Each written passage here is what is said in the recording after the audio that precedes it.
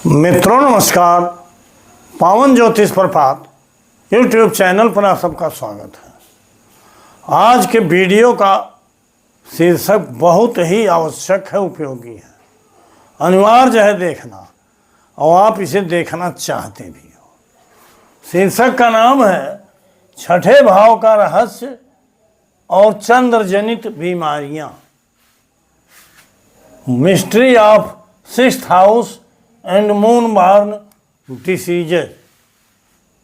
जी हाँ मित्रों, छठे भाव का रहस्य भी बताऊंगा और उसमें चंद्रमा के प्रभाव से उत्पन्न बीमारियां भी बताऊंगा। आप थंबनेल पर देख रहे होंगे कि बीमारी सीरीज का द्वितीय एपिसोड, अर्थात एक वीडियो इसके पहले हमने दिया है जो डिजीजेज काज्ड बाय सन हमने लिखा था सूर्य से जनित बीमारियां और ये चंद्रमा से जनित बीमारियां। इस वीडियो को आप अवश्य देखना चाहते हो, आपकी रुचि और जिज्ञासा देख करके ही ये दूसरा एपिसोड बनाया हूँ।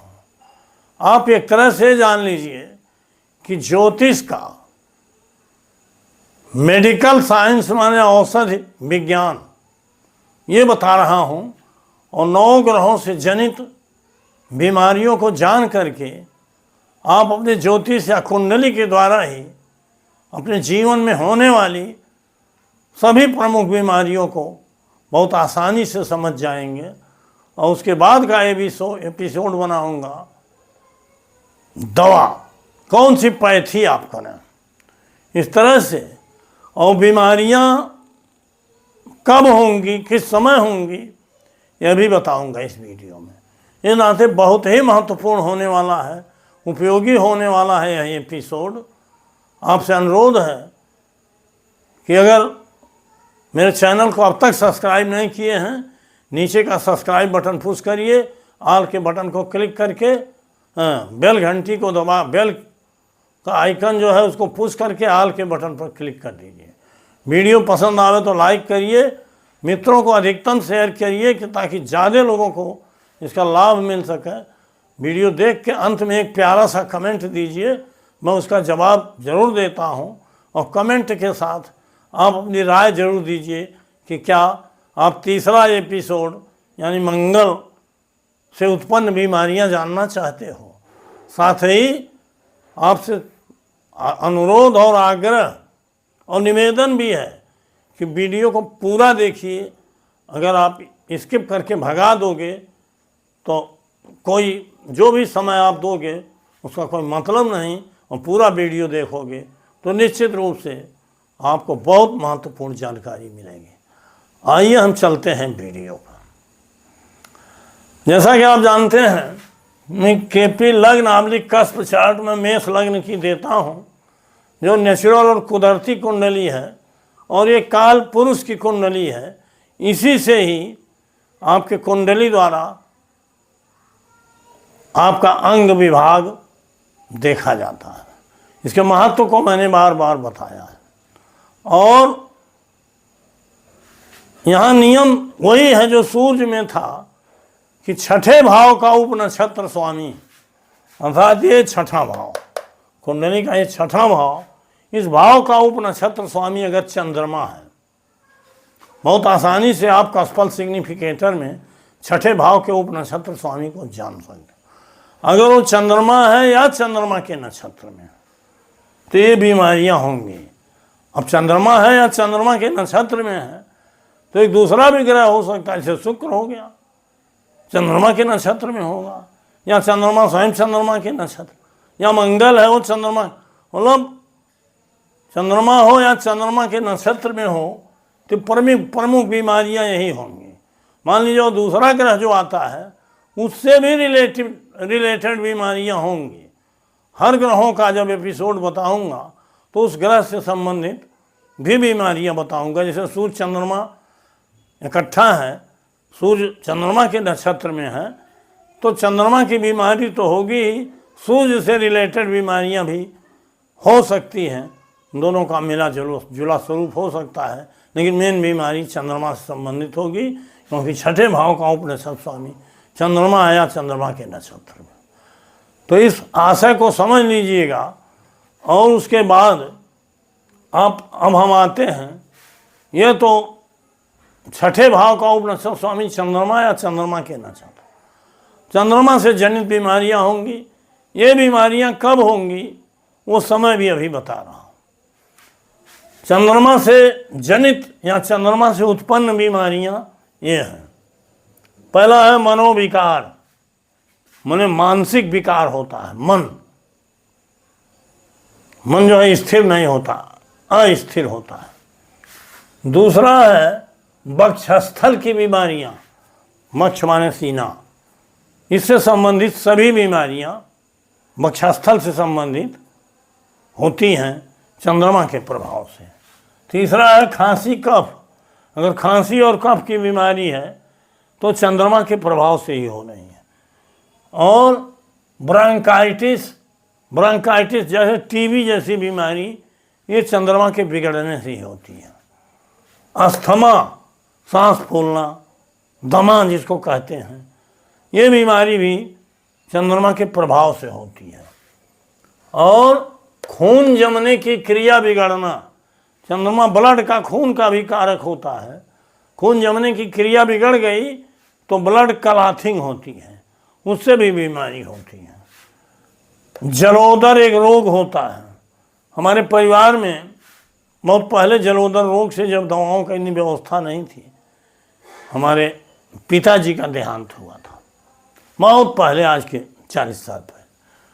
तो उसके बाद हार्निया, आप जानते हो, हार्निया की बीमारी भी चंद्रमा के प्रभाव से होती है। अपचन, बहुत से लोगों को अपचन होता है, कुछ भी खा लें तो पचता नहीं है, तो वो भी बीमारी में चंद्रमा का प्रभाव रहता है।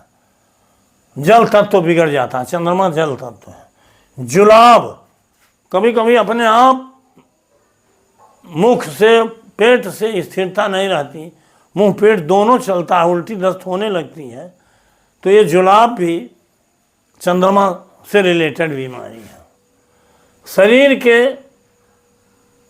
रस निर्माण की क्रिया बिगड़ना, शरीर में जो रस पैदा होते हैं, क्योंकि रस का मालिक चंद्रमा है, और उसके बिगड़ने से अनेकों बीमारियों का विकार पैदा होता है। कोष्ठ वायु, एक कोष्ठ वायु बीमारी होती है और उस बिगड़ जाने से ज़्यादा प्रभावित करती है। दूसरा होता है जोड़ों का दर्द, जगह जगह जहाँ जहाँ जोड़ है, संधि है शरीर में, वहाँ दर्द होता है, उसका कारण चंद्रमा होता है। पीठ में दर्द, सूर्य में भी ये बात थी, यहाँ भी है, पीठ दर्द, चंद्रमा भी इसका कारण होता है। मानसिक डर, मन में हमेशा एक भय बना रहता है कि ऐसा न हो जाए, ऐसा न बुरा हो जाए, ऐसा न कुछ हो जाए, ऐसा न हो सांप आ जाए, ऐसा न हो भूत पिशाच आ जाए, ये मानसिक डर होता है। और दूसरा होता है दृष्टि दोष, नेत्र विकार तो होता ही है, वो बीमारी सूर्य से भी होती है, और दृष्टि दोष भी चंद्रमा से होता है, क्योंकि सूर्य दाहिनी आँख है, चंद्रमा बाईं आँख, मतलब दृष्टि पर प्रभाव और दूर या निकट दृष्टि जो दोष है ये चंद्रमा ही प्रभावित करता है। तो इस तरह से छठे भाव का उपनक्षत्र स्वामी अगर चंद्रमा है या चंद्रमा के नक्षत्र में, तो निश्चित रूप से इन्हीं बीमारियों में से कोई न कोई बीमारी आपको प्रभावित किए रहती है, और एक बार नहीं होती है, बार बार होती है। अब दूसरा, आपके अंदर एक जिज्ञासा होगी कि ये बीमारी कब होती है, कब होगी। मित्रों, कोई जरूरी नहीं है चंद्रमा में ही यह बीमारी हो, जिस भी ग्रह की महादशा चल रही है और जिसकी भी अंतरदशा है, जिसका भी प्रत्यंतर है, कालखंड निकालना आप जानते हो, जिस ग्रह में नक्षत्र के माध्यम से 1, 6, 8 और 12 हो, और उसके उपनक्षत्र का भी नक्षत्र में इन भावों में से कोई भाव आया हो, तो उसी पीरियड में ये बीमारी ज़्यादा प्रभावित करेगी, दशा किसी की भी हो। 1, 6, 8, 12 माने 1, 6, 12 या 8, 6 और 8, 1, 6, 12 या 6 और 8 दो खंडों में भी आया है। 6 और 8 से भी बीमारी हो सकती है और एक 6 12 है तब भी ये बीमारी हो सकती है, या सभी हों तब भी। जितना भी कम अधिक प्रभाव होगा उतना इस बीमारी का प्रकोप भी कम अधिक होगा। तो कालखंड निकालने के लिए दशा अंतर्दशा देखिए, जिसमें 1 6 8 और 12 हो, उस ग्रह के नक्षत्र में जिसकी दशा चल रही है और उस ग्रह के उपनक्षत्र जिस नक्षत्र में उसमें भी, तभी ये नियम की पूर्ति होती है, पुष्टि होती है, बीमारी उस समय होगी। बहुत से लोग इसके भुक्तभोगी हैं, बहुत से लोग बीमारियों के बारे में जानना चाहते हैं। इस नाते इसको ज़रूर सीखिए, ज़रूर जानिए। और अगर आपको लगता है कि ये एपिसोड 9 ग्रहों तक हम चलावें तो निश्चित रूप से ये आप देखिए, और इसको देख करके ग्रहों की बीमारियां ही नहीं जानेंगे बल्कि छठे भाव के पूरे रहस्य को जानेंगे। अब तक हम छठे भाव को, धन के बारे में, नौकरी के बारे में विस्तार से कई वीडियो में चर्चा कर चुके हैं, लेकिन रोग और बीमारी के बारे में ये अलग सीरीज है, इसका एपिसोड में दे रहा हूँ। यदि आपको पसंद आवे, अच्छा लगे कि नहीं मैं बड़ी अच्छी चीज़ें बता रहा हूँ, तो हमने नोट कर दिया है यहाँ, इनको आप पेन से नोट भी कर लीजिए। और अगर ज्योतिष के प्रति रुचि है या दूसरों का सहयोग आप करना चाहते हैं ज्योतिष के माध्यम से कुंडली देखकर, तो निश्चित रूप से बड़े ही तन्मयता से और पूरा समय दे करके इस वीडियो को देखिए और इसके रहस्य को समझिए और चंद्र जनित बीमारियों के बारे में जानिए। फिर 3 दिन बाद मैं मंगल से उत्पन्न बीमारियों के बारे में बताऊंगा। कितना उपयोगी टॉपिक है, इसको जो ज्योतिष के असली दर्शक हैं वो तो समझ ही रहे हैं, अन्य दर्शक भी मेरे बताने के अनुसार समझ रहे हैं कि ये देखना ज़रूरी है।